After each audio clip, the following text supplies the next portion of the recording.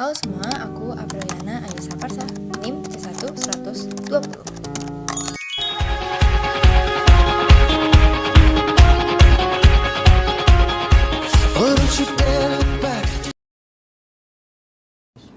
Sebelum itu, kalian tahu nggak sih kelompok Teleustei itu apa?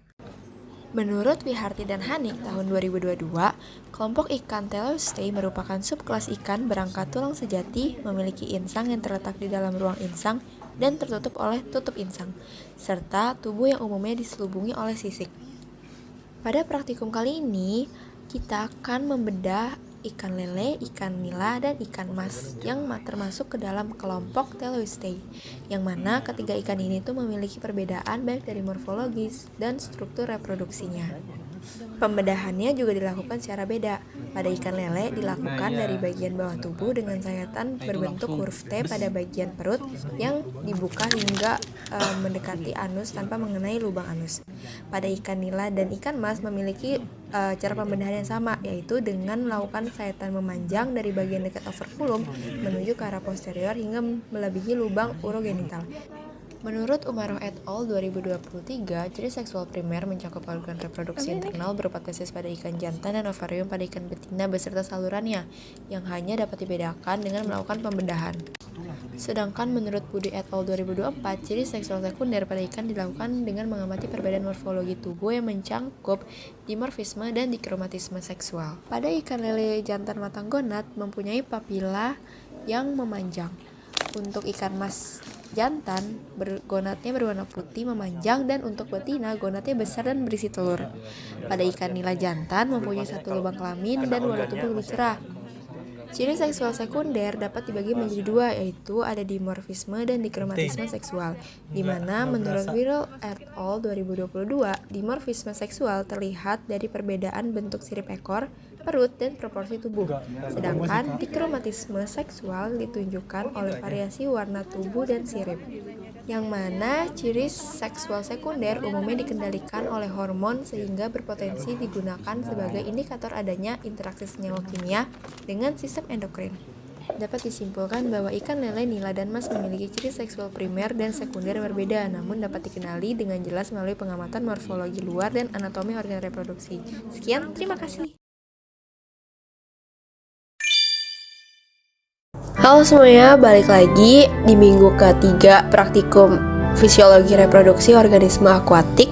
Di praktikum kali ini kita membahas tentang ciri sekunder dan primer dari hewan avertebrata atau hewan yang tidak memiliki tulang belakang.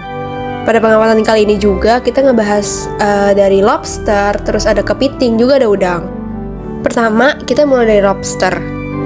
Tahu nggak sih kalian kalau misalkan lobster betina memiliki struktur reproduksi eksternal yang disebut telikum? Nah, telikum ini terletak di bagian bawah tubuh, tepatnya ada di kaki jalan nomor 3. Fungsinya sebagai tempat menerima dan menyimpan sperma dari lobster jantan saat proses perkawinan. Nah, sedangkan pada udang jantan itu nama alat reproduksinya berupa petasma yang letaknya ada di bagian bawah abdomen. Lobster jantan umumnya memiliki capit yang lebih besar dan tubuh yang lebih ramping. Nah, capit ini biasanya digunain buat pertarungan atau bisa buat menarik pasangan. Ini juga berkebalikan sama wanita atau betinanya. Selanjutnya kita akan ngebahas tentang udang.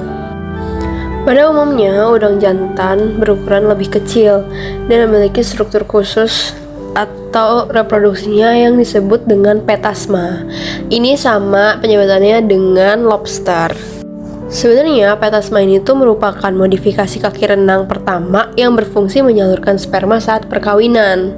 Dan sedangkan untuk udang betina itu cirinya tuh biasanya dia lebih besar, terutama saat matang gonad. Nah, betina ini struktur penerima spermanya tuh disebut telikum. Ini juga sama seperti lobster tadi, yang dia tuh terletak di bagian bawah cephalothorax. Dan hewan terakhir yang kita amati pada praktikum pertemuan ketiga kali ini adalah kepiting. Perbedaan jenis kelamin pada kepiting ini tuh dapat dikenali dengan sangat mudah melalui ciri kelamin sekundernya. Pada kepiting jantan memiliki abdomen yang sempit dan berbentuk segitiga, sedangkan kepiting betina memiliki abdomen yang lebih lebar dan membulat. Domain lebar pada betina berfungsi untuk menutup serta membawa telur selama masa inkubasi. Selain itu, capit kepiting juga dapat menjadi perbedaan, karena pada umumnya capit jantan biasanya lebih besar daripada betina karena digunakan untuk pertarungan dan perlindungan wilayah. Ini kita lagi ngelakuin identifikasi sama foto-foto hewan vertebrata yang tadi udah kita amati, dan bye-bye! Halo semua, balik lagi di minggu keempat mata kuliah Fisiologi Reproduksi Organisme Akuatik. Di minggu keempat ini kita akan ngecek tingkat kematangan gonad dari ikan lele dan ikan mas. Metode pertama yang dilakukan adalah metode kanulasi, di mana kita akan memasukkan kateter ke lubang urogenital pada indukan lele betina. Proses kanulasi selanjutnya dilakukan dengan menyedot kateter untuk mendapatkan telur-telur yang terdapat dalam gonad betina. Metode kedua adalah proses pembedahan atau diseksi. Pada praktikum kali ini, ikan yang akan kita amati sudah dibedah oleh Asprak. Ikan yang pertama kita amati atau identifikasi adalah ikan mas. Terlihat jika ikan tersebut adalah ikan jantan dan betina. Setelah dilakukan identifikasi terhadap kedua ikan tersebut, didapatkan hasil berupa ikan mas jantan sudah masuk ke dalam kategori TKG 4 karena gonadnya yang sudah membesar. Dan untuk ikan betina sudah masuk ke dalam TKG 3 karena sudah terlihat telur-telur yang terdapat di dalam gonadnya. Pengamatan pada proses pembedahan atau diseksi terakhir adalah kita mengamati 3 ikan lele. Identifikasi dilakukan dan didapatkan hasil bahwa ikan lele tersebut memiliki jenis kelamin betina 1 dan 2 jantan, di mana pada betina sudah masuk ke dalam TKG 4 karena sudah mengandung banyak telur di dalam gonadnya, dan pada jantan sendiri sudah masuk ke dalam TKG 4. Kurang lebih seperti inilah praktikum hari ini. Terima kasih, bye-bye! Hal yang pertama kali banget kita lakuin di praktikum kali ini adalah kita ngecek kematangan gonad si ikan lele betina ini melakukan USG atau melalui pendekatan ultrasonografi. Nah, ini dengan bantuan kateter, teman-teman. Bisa dilihat ya teman-teman, ini tuh adalah gambar gonad dari USG. Halo semua, balik lagi di video praktikum keempat Fisiologi Reproduksi Organisme Akuatik. Nah, di video praktikum kali ini kita tuh bakal ngebahas tentang kematangan gonad serta performa reproduksi dari ikan lele melalui pendekatan ultrasonografi, indeks somatik, dan analisis fekunditas. Hal pertama yang kita lakukan adalah dengan mengukur panjang dari ikan lele. Kemudian kita juga mengukur bobot dari si ikan lele tersebut. Selanjutnya yang dilakukan adalah proses pembedahan. Pada proses pembedahan itu sebenarnya beda dari pembedahan lele pada biasanya nih teman-teman. Karena pada praktikum kali ini kita proses pembedahan dilakukan dengan memotong garis lurus di atas lubang urogenital dari si ikan lele betina ini. Nah, nantinya ketika udah dipotong garis lurus ini, bagian sisi kanan dan kirinya tuh akan ditarik secara perlahan. Setelah nantinya bagian kanan kirinya sudah terbuka, proses selanjutnya yang dilakukan adalah dengan kita mencari gonad dan hati yang nantinya akan diukur bobotnya serta panjangnya juga. Jadi adalah proses teman-teman dari kelompok 5 dan kelompok 6 untuk mengeluarkan organ-organ yang ada di dalam tubuh ikan lele.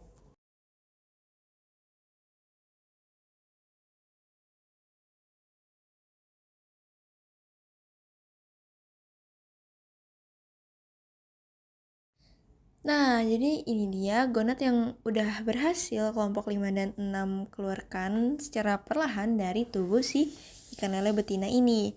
Nah, terus proses selanjutnya tuh harus ngapain sih? Di si gonad ini tuh harus diapain?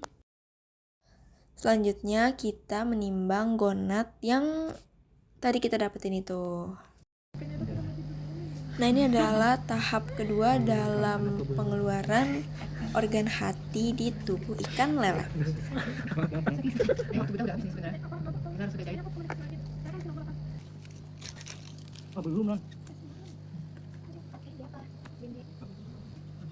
Nah, hati yang udah dipisahin sama organ lain kemudian ditimbang juga dan dapatkan hasil 8 gram.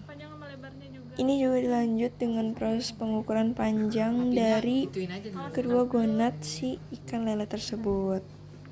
Nah, ini tuh adalah proses terakhir dari praktikum yang kita jalani sebenarnya teman-teman. Nah, di sini tuh adalah kita melakukan penjahitan pada bagian bawah yang tadi sudah kita bedah. Jadi kurang lebih sampai situ aja untuk video praktikum pada minggu keempat ini. Dan terima kasih semuanya, bye! Halo semuanya, balik lagi di praktikum minggu kelima fisiologi reproduksi organisme akuatik. Praktikum kali ini sebenarnya itu lanjutan dari praktikum di minggu lalu, dimana pada kali ini kita tuh akan menghitung jumlah telur dari gonad ikan lele yang kemarin kita lakukan pembedahan. Yang pertama dilakukan adalah kita ngeluarin si gonad ini dari larutan etanol yang udah disimpan selama kurang lebih seminggu.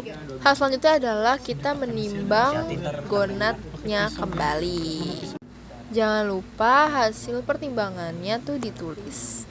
Hal selanjutnya adalah dengan membagi dua gonad. Selanjutnya adalah dengan kita membagi menjadi 3 bagian telur untuk dibedah dan dikeluarkan nanti isinya. Selanjutnya adalah kita menimbang dari masing-masing bagian gonad untuk dikumpulkan sebanyak 1 gram.